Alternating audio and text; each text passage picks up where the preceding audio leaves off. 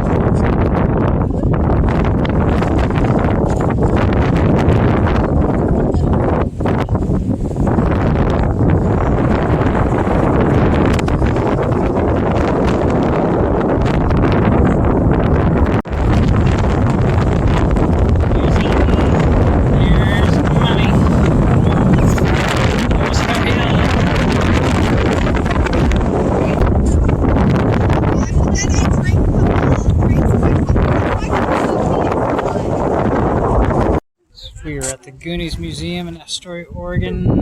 This is behind us. They got the Jeep from the movie.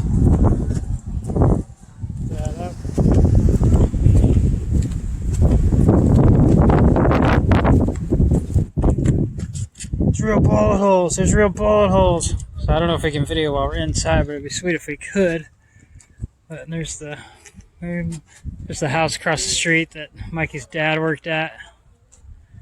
Some other cool stuff. Here's a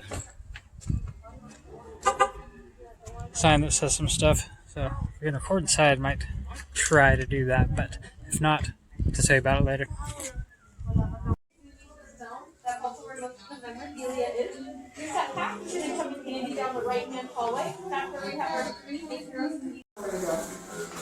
I'm just looking.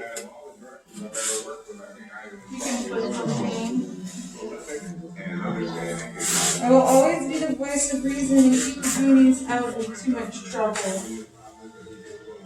They like wrote these down, I want to say. Or what do you think? I promise to really really good at It's drunk. I don't know. Oh, hi. Are we in the right area? Yeah.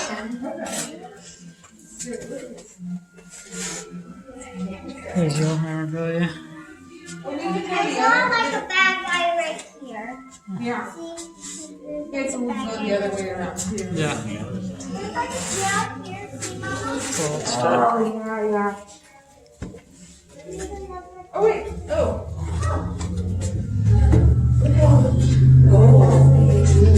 Oh, look, there's some Data's gear. Now where do we go? You gotta turn around. Oh. I thought it goes that We can't get way. It out. doesn't go that way? It doesn't go through. Now where It do we doesn't go go? through, but the beach goes that way. Yeah, it doesn't go through. No. But here. But here, you gotta look down here. Anyway. Okay. Jamie. Yeah. Oh, okay. Oh, baby. Oh, baby. Oh, baby. I know.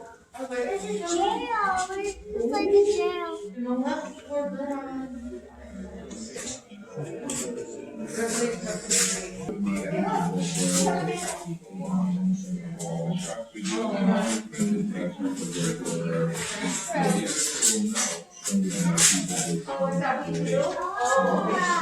They opened a jail? You can go in the jail cell.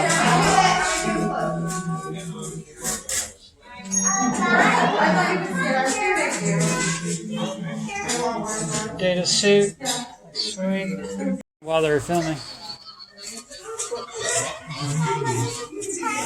So fun. Y'all see the words? You can't say? That's okay. Mama sits in the car with her boys. Remember, y'all are boys. Shall we wait or? Yeah.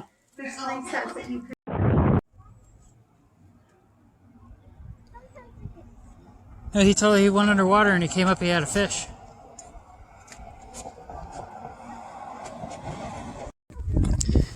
Here at Seaside, Oregon. Yeah, that's some My nose is cold. noisy seagulls. These watchtowers. It's like some cool rentals. Around one of these cool bike things.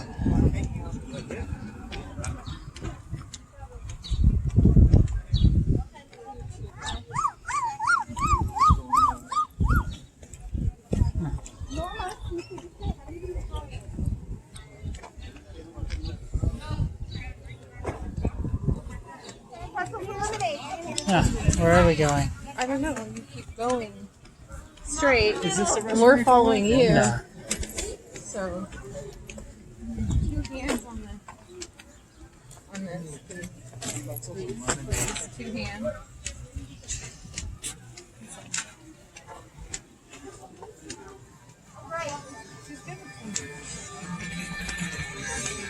Right.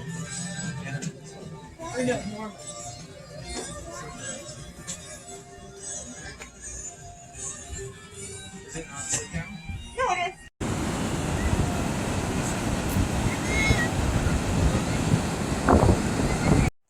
Okay, welcome back from the beach. I guess there wasn't too many highlights to show, but showed you a little bit of stuff. I wish I would have done a video of that store that I found that had some of the toys in it, because that would have been kind of a cool addition for this video. But let's get on to what I actually did end up picking up. This I got from the store. I don't even remember what the store's name was. It's just kind of in Seaside, kind of just along, the main Broadway. And it's a cartoon called Real Monsters. And I believe this was on Nickelodeon. Yeah, it was on Nickelodeon. And actually, this was kind of like an ingenious little show. But these monsters in particular are Spoink and Groink. And I think it's like one of them spits out the other. So this big one down here, you put this one in its mouth and it spits it out and like launches out the little monster. But I just thought that was kind of cool that they had them. And these are from 1995. So 1995. So already 25 years old. Only 5 years away from being vintage, or 4 years away from being vintage. So yeah, I thought that was just a pretty cool pickup, and it was very cheap, less than $10. So it's just like, yeah, might as well. I liked the show, and I thought it'd be cool. And also, I'd like to get these characters, of course, because these are the main characters, but I did not see those there. But so I just got these guys. So that was pretty sweet to pick up. And here's you see on the back how they have some of the other characters on there that you can get. So it's probably a cool little line of toys to get. I mean, I missed like the 80s and 90s for toys, because that's when toys were like at the best. So you get some really cool stuff. But let's set that aside for now. And actually, too, before we get to that fat stack of comic books, I went to the Star Wars store the other day, and I had this just sitting there on the shelf in this DC section, so I could not pass this up.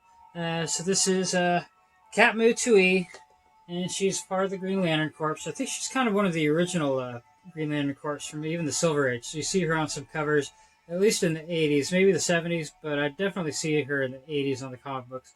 But yeah, generally these are worth a bunch for some reason. But of course, Dustin at the Star Wars store gave me a good deal because he's the man. And yeah, but for some reason, these Green Lantern Corps guys, the 6-inch line tends to get up there price a little bit just because, yeah, I don't know. I guess everybody's trying to build a 6-inch line of Green Lantern Corps, get like a whole lineup of the Corps going on. And she's one of the few chicks that they make, I guess, people probably want her. And this one actually comes with the Build-A-Figure Kilowog. So I'm kind of like half thinking, I don't know if I'm going to open this one or not. I might open this one up just to display it cool, and maybe I'll sell the Kilowog. Or maybe I'll try to buy the rest of the Kilowog parts, by themselves online somewhere. Because I don't really want the rest of the figures that you would have to get on the back here to build the Kilowog. Except for maybe Cyborg Superman, because he's kind of significant in the Green Lantern storyline.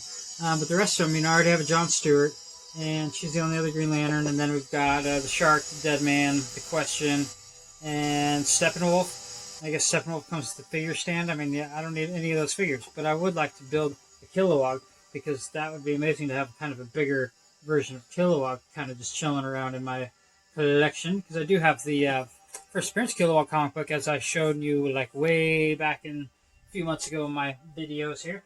But let's get to this crazy stack of comic books I found from the store. So when I was digging through them all, I didn't even realize how much they were going to be each. I just kind of built a stack, and at the end I was just like, oh, how much are these? And it's like, about $1 each. And he ended up throwing in some for free just because I got a big stack of them. But I did find some cool stuff. There wasn't a lot. It was very slim pickings out of these short boxes, but I did find some things that I did want. So I got Cloak and Dagger number 3. So that was pretty cool. Cloak and Dagger number 3. I'm trying to build the Cloak and Dagger set. They only had a couple of solo runs way back when, because they're generally side characters. And then I got number 4. What's kind of different about this number 4 is I actually got 2 versions of number 4. And I didn't really realize it at the time, but I guess it didn't really matter too much. But it's kind of cool is that there's the variants. See if the price there and the number, that's different. So that was kind of cool to get that. And I guess one's newsstand edition and one is comic shop edition.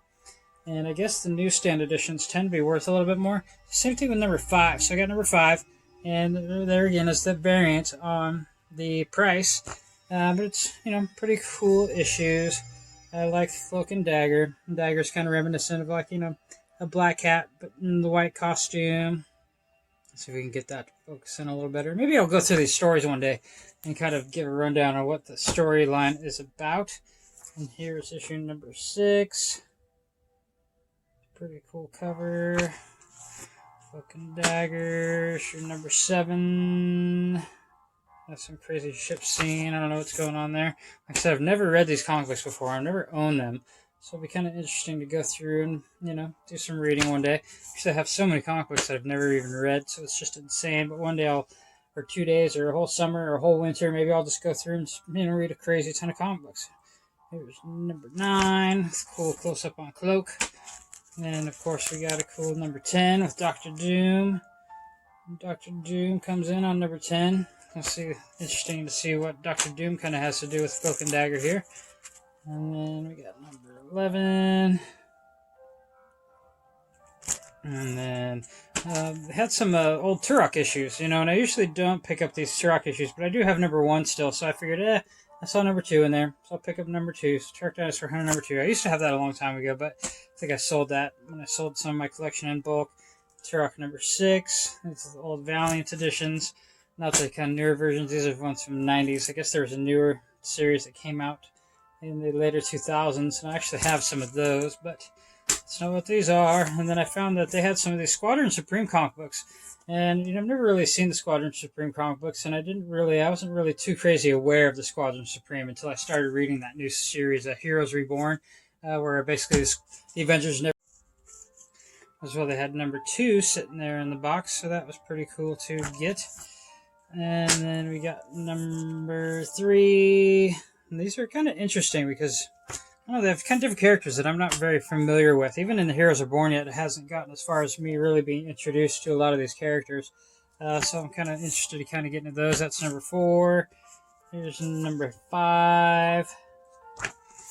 Here's number 6. And I'm kind of thinking, I'm wondering if since that Heroes Reborn series is coming out, if it's actually going to kind of maybe spark some interest in some of these older books. Maybe they'll be worth a little bit more. And I can maybe turn them around and sell them for a little bit more than I paid for them, which would be nice. And number 8. And that guy's Hyperion. He's basically Marvel's answer to Superman. And looks like this chick is Marvel's answer to Wonder Woman. Maybe. And actually, on one of the Heroes Are Born variant edition, number 1, there looks like it's Wonder Woman on the cover. Which is pretty funny. Number 11. And number 12. So that's it for the Squadron Supreme set that they had sitting in there. But I guess that's basically all of them, or most of them. And then I found this one because I was kind of looking at this on eBay. And this one's kind of cool. It's a Spider-Girl number 5. And this one's cool because it's basically, the deal with Venom in the symbiote suit. But in this one, instead of Eddie Brock becoming Venom, it's actually Spider-Man himself becomes Venom. And the Venom suit on him looks a little different, but he still has the eyes and the teeth and the tongue. But it's basically kind of just another variation of the Spider-Man suit, just darker and with the mouth and the eyes. And then, of course, I found some of the Green Lantern Corps holes that I needed. So I got number 34, 35, 36. And then accidentally got a double-lettered head, number 39. And then I got this weird old comic book. It's Can You Solve It Before We Do? Challenge number 1. Just some old DC story. They had a stack of those in there. So just I'll see what it's about. And this one's kind of cool. It's from 1967, and it's a reprint of a comic book from 1940s. And this is basically about the Human Torch. And I didn't know that the original Human Torch had a sidekick. So this is basically the original Human Torch with his sidekick. And I think it's like the origin of him. I think his sidekick's name is Toro. So Toro and the Torch. And so I thought that would be pretty cool to pick up. And then I got Legion of Superheroes Special Substitute number 1. Just because, it's a number 1 and it was kind of in that box. And I thought, I'd probably get it for cheap. So I picked that up. So I'm interested to kind of see what's in there. And then got Doomsday Clock number 1 was sitting in there. Old Ghost Stories from Dell Comics at 12 cents was in there. So I just picked that up just for, shits and giggles. I kind of like those old Ghost Story books. This one was cool, though. I found Elvira number 1, kind of Dynamite comic books edition. I love Halloween books, and I love Elvira. I actually met her once and got her autograph. Maybe I showed you that in a way previous video. Marvel Team Up, Spider-Man and Nomad, number 146. But I got it because it was Black Spider-Man, of course. And then Alpha Flight, that's some old Alpha Flights in there. So Alpha Flight number 3, it's a cool cover. Alpha Flight number 5, I always loved Puck. Puck was a cool character, and I grew up playing hockey. And then, that other one wasn't Doomsday Clock number 1. This was Doomsday Clock number 1. I think that other one was maybe number 2. But yeah, I picked that up. And then I picked up this old Daredevil, number 248, because this was the appearance of Wolverine in it. So I picked that up just because it was in that box and it was cheap. So yeah, just had to. But that's all I got from now. But if you like my content, make sure to like and subscribe, and I'll talk to you soon.